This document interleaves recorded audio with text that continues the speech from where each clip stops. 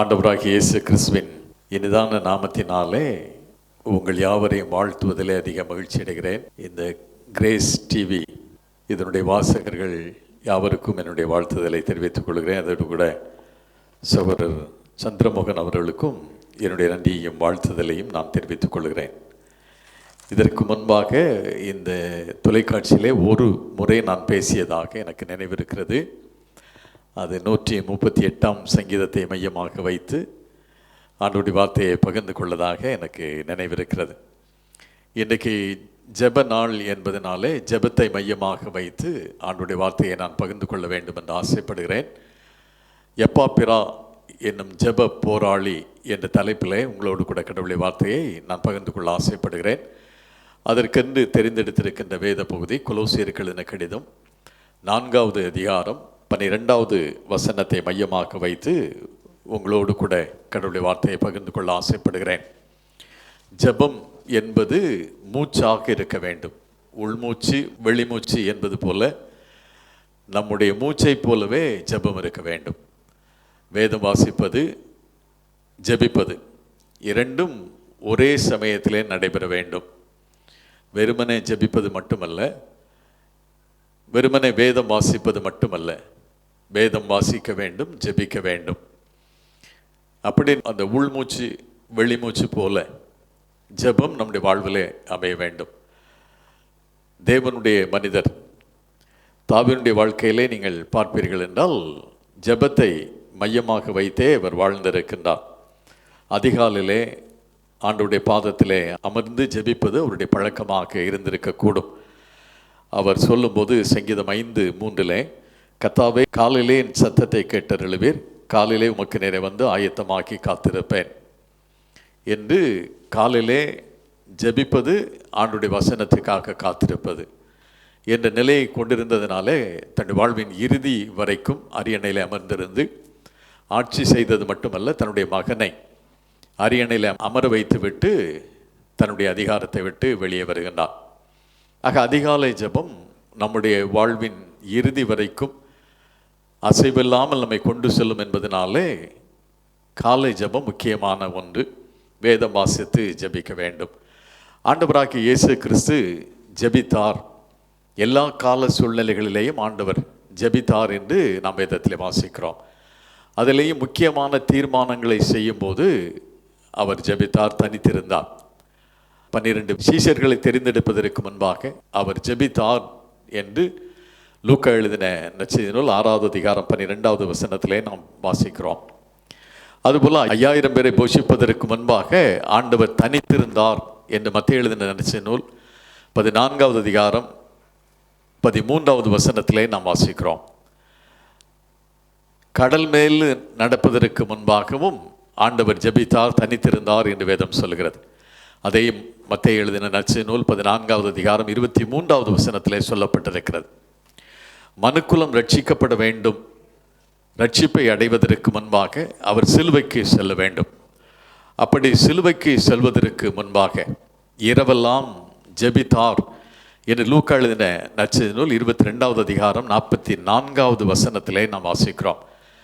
இப்படி ஆண்டவர் இந்த பூமியிலே வாழ்ந்த காலத்தில் அவர் பரிசுத்தமான சரீரத்தை கொண்டவர், அற்புதங்களை செய்திருக்கிறார், மரித்த மனிதர்களை உயிரோடு எழுப்பியிருக்கிறார், பேச முடியாதவர்களுக்கு பேசுவதற்கான வல்லமையை கொடுத்திருக்கிறார். இப்படி இந்த பூமியில் இருந்த காலத்தில் ஆண்டவர் இவ்வளவு அற்புதங்களை செய்த ஆண்டவருக்கே இந்த பூமியில் வாழ்ந்த காலத்தில் ஜெபம் அவசியம் என்று இருக்குமானால் நிச்சயமாக நானும் நீங்களும் ஜெபிக்க வேண்டியது மிக முக்கியமான ஒன்று. ஜெபித்து ஜெபித்து நம்முடைய வாழ்விலே வெற்றியை காண வேண்டும் என்பது தேவன் எதிர்பார்க்கின்ற காரியம்.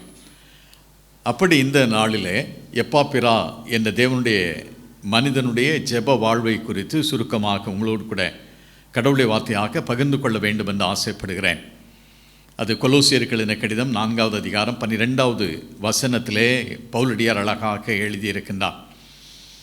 எப்பாப்பிராவும் உங்களுக்கு வாழ்த்துதல் சொல்லுகிறான், உங்களை சேர்ந்தவனும் கிறிஸ்துவின் ஊழியக்காரனுமாகிய இவன் நீங்கள் தேவனுக்கு சித்தமானவைகள் எல்லாவற்றிலேயும் தேறினவர்களாயும் பூரண நிச்சயமுள்ளவர்களாயும் நிலை நிற்க வேண்டுமென்று தன் ஜெபங்களில் உங்களுக்காக எப்பொழுதும் போராடுகிறான்.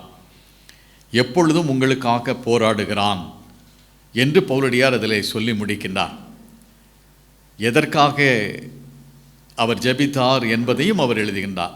நீங்கள் தேறினவர்களாக இருக்க வேண்டும், நிலை நிற்க வேண்டும் என்பதற்காக எப்பொழுதும் அவன் ஜெபத்திலே உங்களுக்காக போராடுகிறான் என்று எழுதுகின்றான். இந்த எப்பாப்பிரா கொலோசே பட்டணத்தை சார்ந்தவர். கொலோசே பட்டணத்துக்கு எப்படி ஆண்டவருடைய வார்த்தை சென்றது என்று நீங்கள் கேட்பீர்கள் என்றால், இந்த கொலோசே பட்டணம் ஆசியா கண்டத்தில் இருக்கிறது. லைக்காஸ் வேலி என்று சொல்வார்கள், லைக்காஸ் பள்ளத்தாக்கு என்று சொல்வார்கள். லைக்காஸ் என்ற நதி ஓடுகின்ற அந்த மலை சார்ந்த பகுதி பள்ளத்தாக்கிலே ஒரு 3 பிரசித்தி பெற்ற பட்டணங்கள். ஒன்று கொலோசே பட்டணம், இன்னொன்று லவோதிக்கேயா, மூன்றாவது எரப்போலி. 3 பட்டணங்கள் இந்த லைக்காஸ் பள்ளத்தாக்கில் இருக்கிறது. இவைகள் 3ம் பிரபலமான பட்டணங்கள். இந்த பட்டணத்தில் வாழ்ந்த மனிதர்கள் எப்படி இயேசுவை அறிந்து கொண்டார்கள்? பவுலடியார் அங்கே சென்று ஊழியம் செய்யவில்லை, மற்ற ஊழியர்களும் அங்கே சென்று ஊழியம் செய்ததாக தெரியவில்லை, வேதாகமத்தில் சொல்லப்படவில்லை. அப்படியானால் இந்த பகுதிக்கு, இந்த பட்டணங்களுக்கு எப்படி சுவிசேஷம் வந்தது என்பது மிக முக்கியமான ஒரு கேள்வி. பவுலடியார் எபேசு பட்டணத்தில் இருந்து ஊழியம் செய்கின்றார். அது அப்போஸ்தலர் 19வது அதிகாரத்திலே சொல்லப்பட்டிருக்கின்றது. எபேசு பட்டணத்தில் பவுலடியார் தங்கியிருந்து ஊழியம் செய்கின்றார். அவர் ஊழியம் செய்ததிலே நீண்ட நாட்கள் ஒரு பட்டணத்தில் தங்கியிருந்தார் என்றால் அது இந்த எபேசு பட்டணம்தான். எபேசு பட்டணம் ஆசியாவின் விளக்கு என்று சொல்லப்படுகின்றது. ஆசியா கண்டத்தினுடைய, அன்றைக்கு ரோமர்கள் ஆட்சி செய்த ஆசியா முழுவதையும் ஒரு மாகாணமாக வைத்திருந்தார்களே, அதற்கு தலைநகரமாக விளங்கியது இந்த எபேசு பட்டணம். அந்த பட்டணத்திலே நல்லதொரு துறைமுகம் இருந்தது. ஆசியா கண்டத்துக்கும் ஐரோப்பாவுக்கும் துறைமுகம் அங்கே இருந்தது. ஐரோப்பாவுக்கு செல்ல வேண்டுமானால், ஆசியாவிலிருந்து ஐரோப்பாவுக்கு வியாபாரத்துக்கு பொருட்களை கொண்டு செல்ல வேண்டுமானாலும் சரி, ஐரோப்பாவிலிருந்து ஆசியா கண்டத்துக்குள்ளாக பொருட்களை கொண்டு வர வேண்டுமானாலும் இந்த துறைமுகத்தின் வழியாகத்தான் செல்வார்கள் என்பதனால இந்த துறைமுகம் மிக முக்கியமான துறைமுகம். இந்த பட்டணத்திலே தான் பவுலடியார் நீண்ட நாட்களாக தங்கியிருந்து ஊழியம் செய்தார். அப்படி ஊழியம் செய்யும்போது அங்கு நடந்த விசேஷமான காரியங்களை லூக்கா பதிவு செய்து வைத்திருக்கின்றார். அதிலேயும் குறிப்பாக தன்னுடைய கைக்குட்டையை, தன்னுடைய டவல், பவுலடியாருடைய டவலை, கைக்குட்டையெல்லாம் எடுத்து வியாதியஸ்தர்கள் மீது வைத்தபோது அவர்கள் அற்புதமான சுகத்தை பெற்றார்கள். ஆக இந்த அற்புதங்கள் மூலமாக ஆசியா முழுவதும் இந்த செய்தி சென்றது என்று அழகாக சொல்லப்பட்டிருக்கின்றது. நீங்கள் அப்போஸ்தலர் நடபடிகளை எடுத்துக்கொள்ளுங்கள். 19வது அதிகாரத்தை நீங்கள் பார்ப்பீர்கள் என்றால் 10வது வசனத்தில் அது சொல்லப்பட்டிருக்கின்றது. 19வது அதிகாரம் 10வது வசனத்தில் 2 வருஷ காலம் இப்படி நடந்ததினாலே ஆசியாவில் குடியிருந்த யூதரும் கிரேக்கருமாகிய எல்லாரும் கர்த்தராகிய இயேசு கிறிஸ்துவின் வசனத்தை கேட்டார்கள். இந்த அற்புதங்கள் மூலமாக, பவுலடியார் சொன்ன செய்திகள் மூலமாக ஆசியா முழுவதும் இருந்த மக்கள் ஆண்டவரை அறிந்து கொண்டார்கள் என்று சொல்லப்பட்டிருக்கிறது. அப்படியானால் இந்த பட்டணங்களுக்கெல்லாம் செய்திகள் சென்றது. இப்படி எபேசுவிலே ஒரு மனிதர் இருந்து ஒரு கடவுளை பற்றி சொல்லுகின்றார்.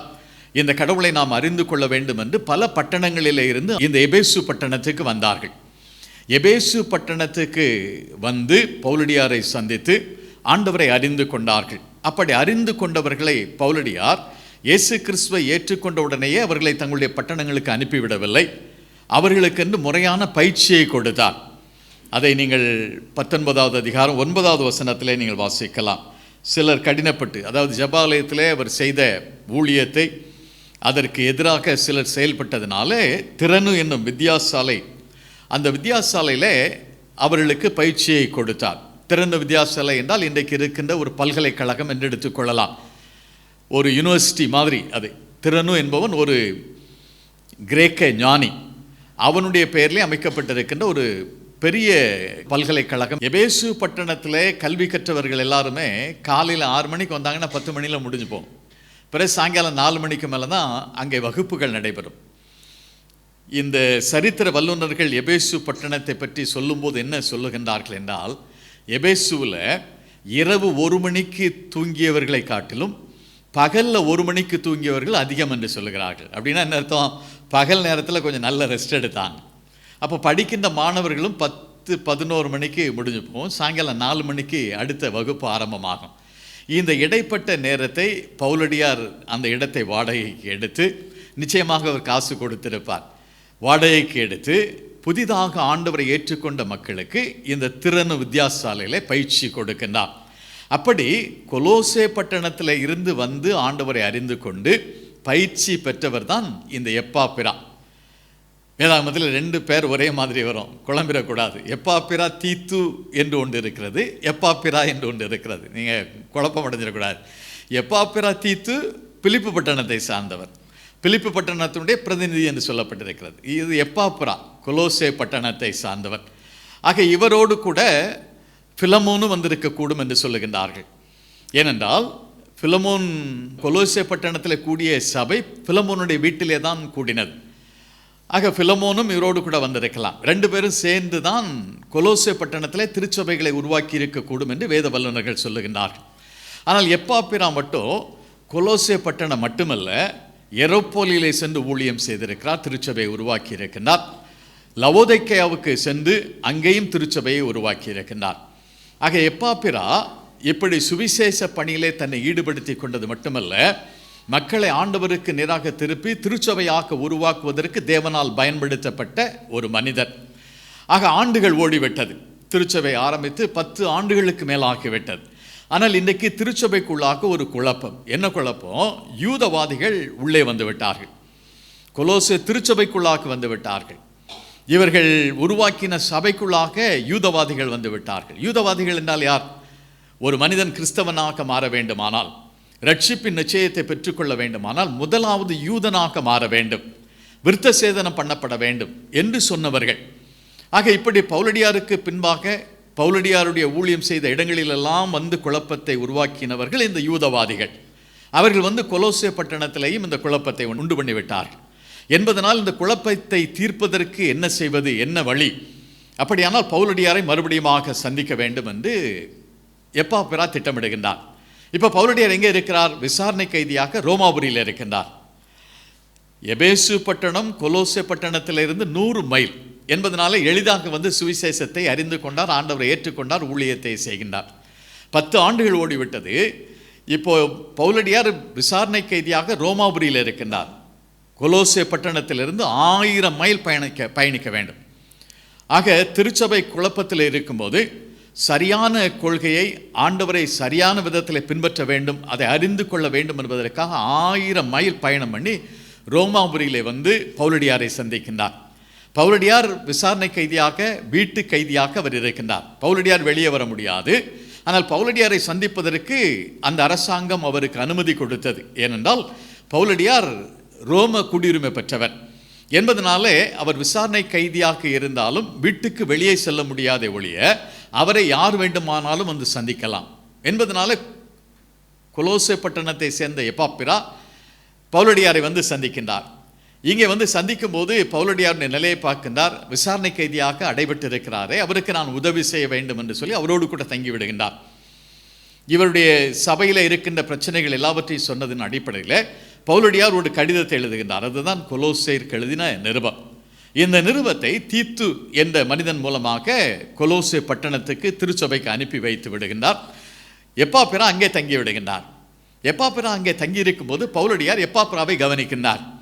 என்ன விதமாக செயல்படுகின்றார், எப்படி செயல்படுகின்றார், என்ன செய்கிறார் என்பதை உன்னிப்பாக கவனித்து கொண்டே இருக்கிறார். ஏன்னா கூடவே இருக்கிறாங்கல்ல. ஆக கவனித்தவர் தான் என்ன எழுதுகின்றார்? எப்பாப்பிராவை குறித்து 4வது அதிகாரம் 12வது வசனத்தில் அவர் சொல்லுகின்றார், எப்பொழுதும் உங்களுக்காக அவன் போராடுகிறான், எப்பொழுதும் உங்களுக்காக போராடுகிறான். ஜெபம் அப்படி எப்பொழுதும் ஏறெடுக்கப்பட வேண்டும். நம்முடைய சிந்தை எப்பொழுதும் ஜெப சிந்தையாக இருக்க வேண்டும். இது ஆண்டவர் நம்மிடத்தில் எதிர்பார்க்கின்ற காரியம். காலையானாலும் மாலையானாலும் மத்தியானமானாலும் எல்லா நேரங்களிலேயும், நம்முடைய வேலை நேரங்களிலேயும் நம்முடைய சிந்தை முழுவதும் ஆண்டவருக்குள்ளாக இணைந்திருக்க வேண்டும், இசைந்திருக்க வேண்டும். நம்முடைய சிந்தையிலே ஆண்டவரோடு கூட ஜெபித்து கொண்டே இருக்க வேண்டும். நம்முடைய பணிகள் ஒரு புறத்தில் இருக்கின்றது, ஆனால் ஆண்டவரோடு நெருக்கமான உறவை எப்போதும் வைத்திருக்க வேண்டும் என்பது தேவன் எதிர்பார்க்கின்ற காரியம். அதிலேயும் ஜெபத்தை பற்றி சொல்லும்போது அதிகாலை ஜெபத்தை நான் அதிகமாக வலியுறுத்துவதுண்டு. காலை ஜெபம் நல்லது, அது மிகவும் நல்லது. அதிகாலையில் என்னை தேடுகிறவன் கண்டடைவான் என்று சொல்லி நீதிமொழிகள் 8:17 நாம் வாசிக்கிறோம். அதிகாலையிலே ஆண்டுடைய சமூகத்தை நாம் தேட வேண்டும். அதிகாலையிலே தங்களுடைய கடமைகளை செய்கின்ற மனிதர்கள் உயர்ந்த நிலைக்கு வந்திருக்கின்றார்கள். திருச்சி பட்டணத்தில் நான் இருந்த காலத்தில் 12th மாணவர்களுக்காக ஒரு கூடுகை அமைத்திருந்தார்கள். அது ஒரு செய்தித்தாள் நிறுவனம். சில IAS அதிகாரிகள் IPS அதிகாரிகளை அழைத்து வந்து நடத்திய ஒரு பெருங்கூட்டம். ஏன்னா இந்த 12th படிக்கின்ற மாணவர்கள் தங்களுடைய மேல் படிப்பை எவ்விதமாக செய்ய வேண்டும், எப்படி தங்களுடைய நேரத்தை செலவு செய்ய வேண்டும் என்பதை மையப்படுத்தி அதிகாரத்தில் இருக்கின்றவர்கள் வந்து சொற்பொழிவாற்றினார்கள். அதில் ஒன்று ஒரு IPS அதிகாரி, அவருடைய பேர் கலிய பெருமாள். நீங்கள் அவருடைய பேச்சுக்களை யூடியூப்பில் நீங்கள் பார்க்கலாம். அவர் சொன்னது மிகவும் ஆச்சரியமான காரியம். நான் அடுத்த நாள் பேப்பரில் தான் இதெல்லாம் வாசிட்டே இருந்தேன். அப்போ ஒவ்வொருவரும் இளைஞர்களுக்கு என்ன சொல்லியிருக்கிறார்கள் என்பதை வாசிக்கும் போது இந்த IPS அதிகாரி பேசியிருந்தது என்னை அதிகமாக தொட்டது என்பதனால நான் ஜெபத்தை பற்றி பேசும்போதெல்லாம் அவர் சொன்னதை சொல்லுவேன். என்ன சொன்னார் அப்படின்னா, இளைஞனே, யுவதியே, நீ அதிகாலை பொழுதை கவனமாக கையாள வேண்டும். நல்ல ஒரு பருவத்தில் இருக்கிறாய், உயர்ந்த ஸ்தானத்துக்கு வர வேண்டும், என்னை போல அதிகாரியாக நீ உயர வேண்டுமானால் காலை பொழுதை நீ கவனமாக கையாள வேண்டும் என்று அவர் சொல்லிவிட்டு ஒரு உதாரணத்தை சொன்னார். என்ன சொன்னார் அப்படின்னா, தம்பி தங்கச்சி, நீ 3 மணிக்கு எந்திரிச்சேன்னா துறவி. தூக்கத்தை துறக்கின்றவன் தூக்கத்தை துறக்கலைன்னா துறவியாக முடியாது. ஆக நீ துறவியாக மாறணும்னா தூக்கத்தை துறக்கணும். அப்படின்னா 3 மணிக்கு நீ எந்திக்கணும். 3 மணிக்கு எந்திச்சா துறவி, 4 மணிக்கு எந்திச்சா ஞானி. ஒரு ஞானியாக மாறணும்னா 4 மணிக்கு நீ எந்திரிச்சு உன் வேலையை செய்யணும். 5 மணிக்கு எந்திச்சேன்னா அறிவாளி, 6 மணிக்கு எந்திச்சேன்னா மனுஷன். இல்லை, 3 மணிக்கு எந்திச்சா துறவி, 4 மணிக்கு எந்திச்சா ஞானி, 5 மணிக்கு எந்திச்சா அறிவாளி, 6 மணிக்கு எந்திச்சா மனுஷன், 7 மணிக்கு நீ எந்திரிச்சேன்னா எருமை. உன் வாழ்க்கையில் விடிவே இல்லை அப்படின்னார். ஒரு இளைஞனுக்கு அவர் சொன்ன சொல்லது. இது என்னை அதிகமாக கவர்ந்தது. அதிகாலையிலே என்னை தேடுகிறவன் கண்டடைவான். தாவீது எப்படி வெற்றியான வாழ்க்கையை முடித்தார்? இறுதி காலம் ஒன்று இருக்கிறது. எல்லோருக்கும் இறுதி காலம் இருக்கிறது. இறுதி காலம் வெற்றியாக கண்மூட வேண்டுமானால் அதிகாலை பொழுதிலே காலையிலே கண் விழிக்க வேண்டும், ஆண்டவரோடு சம்பாஷணை செய்ய வேண்டும். ஆக இங்கே எப்பாப்ராவை பற்றி சொல்லும்போது எப்பொழுதும் அவன் ஜெபிக்கின்றான், காலை இரவு மதியம் என்று சொல்லி எப்பொழுதும் உங்களுக்காக ஜெபிக்கிறான் என்று சொல்லுகிறார். உங்களுக்காக ஜெபிக்கிறான் என்று சொல்லும்போது தனிப்பட்ட விதத்தில் ஒவ்வொரு மனிதர்களுக்காக பேர் சொல்லி ஜெபிப்பதற்கு நாம் அழைக்கப்பட்டிருக்கிறோம். குறிப்புகள் இல்லாமல் ஜெபிக்கக்கூடாது. ஏகாந்தமாக ஜெபிக்க நாம் அழைக்கப்படவில்லை. அதை அவர் ஆசீர்வாதம் அப்படி பொதுவான ஜெபமாக ஜெபிப்பதற்கு நாம் அழைக்கப்படவில்லை. நமக்கென்று குறிப்புகளை வைத்து அந்த குறிப்புகளை மையமாக வைத்து ஆண்டவருடைய சமூகத்தில் ஜெபிக்கும் போது அவர் ஜெபத்துக்கான பதிலை தரும்போது நமக்கு மிகவும் மகிழ்ச்சியாக இருக்கும். வெறுமனே பொதுப்படையாக ஜெபித்து செல்லாதபடிக்கு குறிப்புகளை அறிந்து ஆண்டவருடைய சமூகத்தில் ஜெபிக்க வேண்டும். நண்பர் சுவிசேஷ ஜெபக்குழுவில் இப்படி ஜெபிக்கின்ற அநேக அண்ணன்மார் அக்காமார் இருக்கின்றார்கள், தங்கைமார் இருக்கின்றார்கள். ஒரு அண்ணனை பற்றி நான் அடிக்கடி சொல்லுவதுண்டு. திருச்சியில் நான் இருந்த காலத்தில் அவர்கள் இரவு கூட்டம் நடத்தப்படும் போது முழு இரவு ஜெபத்தில் அவர்கள் தான் ஸ்தோத்திர ஜெபத்தை செய்வதற்கு வருவார்கள். அப்படி வரும்போது அந்த அண்ணன் சொல்லுவாங்க, ரொம்ப ஆச்சரியமாக இருக்கும், அறைகோல் பத்திரிகையை வழக்கமாக கையில் வைத்து ஆண்டவருடைய சமூகத்தில் ஜெபிக்கின்ற ஒரு மனிதர். அவங்க சொல்லும்போது என்ன சொல்லுவாங்கன்னா, 6 மாதத்துக்கு முன்னால் இல்லை 1 வருஷத்துக்கு முன்னால் ஒரு பெயர் வந்தது, அந்த பெயர் இந்த வாரத்தில் வந்திருக்கிறது, இல்லைன்னால் அந்த கிராமத்தின் பெயர் இந்த மாதத்தின் அறைகோலில் அச்சிடப்பட்டிருக்கிறது அப்படின்னு சொல்லுவார். சொல்லிட்டு என்ன சொல்வார்னா, அந்த 6 மாதத்துக்கு முன்னால் அந்த கிராமத்தில் சென்று ஊழியத்துக்காக சென்றபோது தாக்கப்பட்டார், நீங்கள் ஜெபியுங்கள் என்று சொல்லி இந்த கிராமத்தினுடைய பெயரை சொல்லியிருந்தாங்க. இந்த மாத அறைகோலில் சொல்லப்பட்டிருக்கிறது, அந்த கிராமத்தில் சில மனிதர்கள் ஆண்டவரை ஏற்றுக்கொண்டு திருமுழுக்கு பெற்றிருக்கிறார்கள் என்று சொல்லப்பட்டிருக்கிறது என்று சொல்லுவாங்க. அப்போ 6 மாதமாக நான் ஜெபித்ததனுடைய விளைவு இன்றைக்கு ஆண்டவருக்கு ஸ்தோத்திரம் செலுத்தும் விதத்தில் துதிக்கின்ற குறிப்பாக வந்திருக்கிறது என்று சொல்வார்கள். குறிப்பு வைத்து ஜெபிக்க வேண்டும்.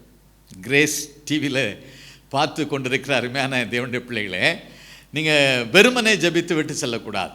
இந்த தொலைக்காட்சியிலே சொல்லுகின்ற ஜெப குறிப்புகளை எடுத்து வைத்து நீங்கள் ஜெபிக்கலாம். இல்லை என்றால் இந்த தொலைக்காட்சிக்கு ஜெப குறிப்புகளை அனுப்பும்போது அவர்களும் குறிப்பு வைத்து ஜெபிப்பதனால அந்த குறிப்புக்கான பதிலை ஆண்டவர் தரும்போது நமக்கு அது ஒரு மகிழ்ச்சியாகவும் இருக்கும், மற்றவர்களுக்கு ஊக்கம் கொடுக்கும் விதத்திலேயும் இருக்கும். என்பதனால நீங்கள் ஜெபிக்கும் போது குறிப்புகளை வைத்து ஜெபிக்க வேண்டும் என்பது தேவன் எதிர்பார்க்கின்ற காரியம். ஒருவேளை ஒவ்வொரு கிழமைகளிலேயும் நீங்கள் ஏதாவது ஒரு குறிப்புகளை வைத்து ஜெபிக்கலாம்.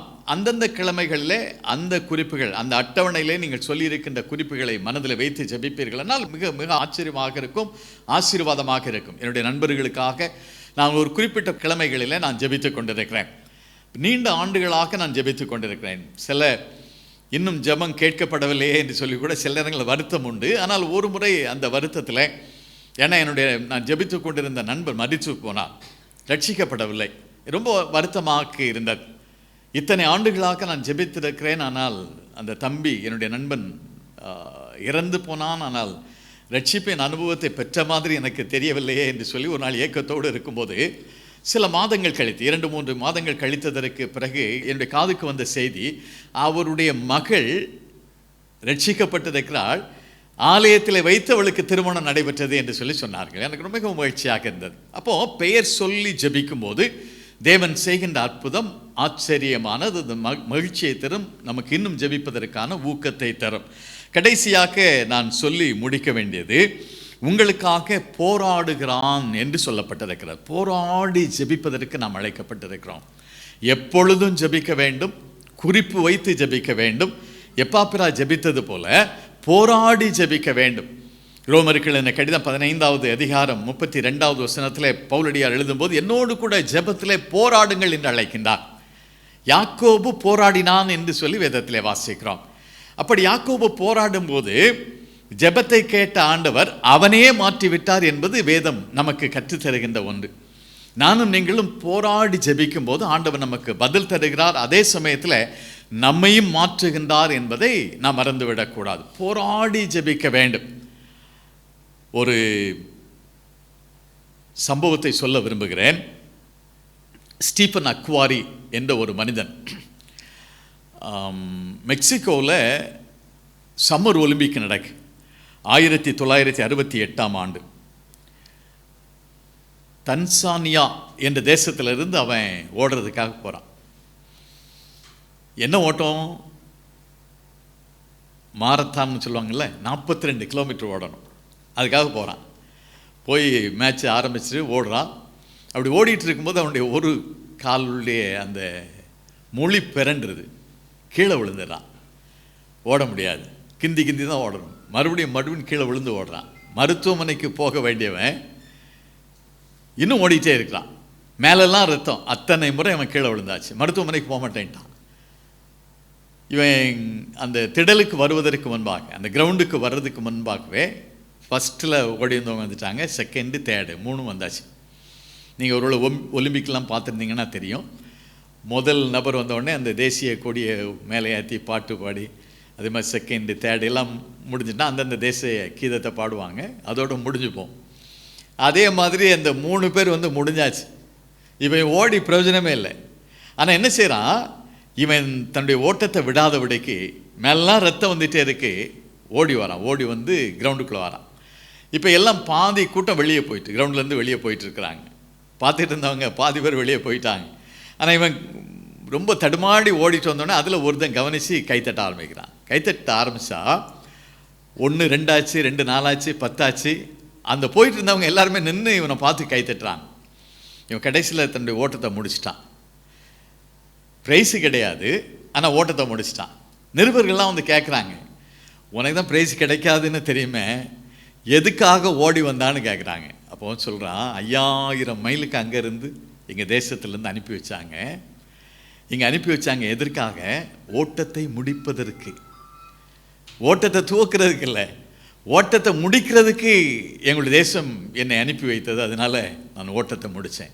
2வது, என்னுடைய பெற்றோர் சின்ன வயதில் எனக்கு சொல்லி கொடுத்துருக்குறாங்க, ஒரு காரியத்தை துவங்கினா அதை முடிச்சிடணும்.